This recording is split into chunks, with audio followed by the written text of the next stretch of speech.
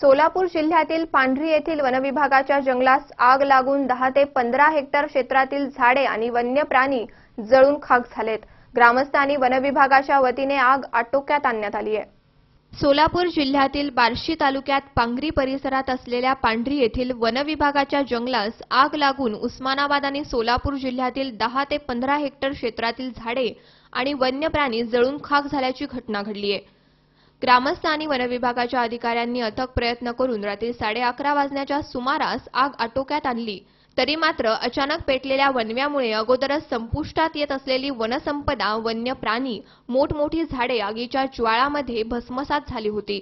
याबाबत अधिकृत माहिती अशी की पांगरी भागात असलेल्या पांढरी, ढेमरेवाडी या गावांसह शेजारच्या उस्मानाबाद जिल्ह्यातील येडशी आदी गावात वनविभागाचे मोठे क्षेत्र असल्यामुळे डोंगरी भाग आणि बालाघाटच्या पर्वतरांगा पांगरी भागातून गेलेल्या असल्यामुळे येथील जंगली भागात केंद्र आणि राज्य शासनाच्या वनविभागाने मोठ्या प्रमाणात वृक्षारोपण मोहीम राबवून वृक्षसंपदा वाढवण्याचा प्रयत्न केला होता।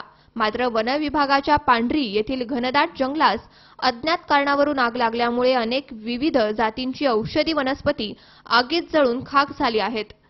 तसेच उन्हाचा चटका वाढल्याने आणि जंगलातील उंच वाढलेले गवत वाळलेल्या अवस्थेत असल्यामुळे वणवा वाढतच गेला। नागरिकांनी परिस्थितीचे गांभीर्य लक्षात घेऊन तातडीने जंगलाकडे धाव घेऊन आपला जीव धोक्यात घालून जंगल वाचवण्यासाठी प्रयत्न केला।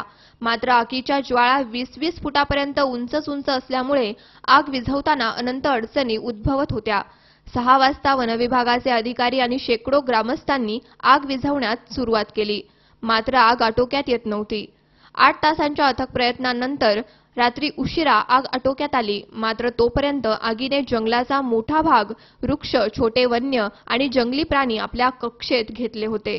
पांगरी भागातील जंगलास आग लागण्याची ही पहिलीच वेळ नसून अधूनमधून या भागात जंगल आगीत जळत असतेच। मात्र आग लागली जाते की लावली जाते त्यामागे कोणाचा हात आहे हे अजून अस्पष्टच आहे।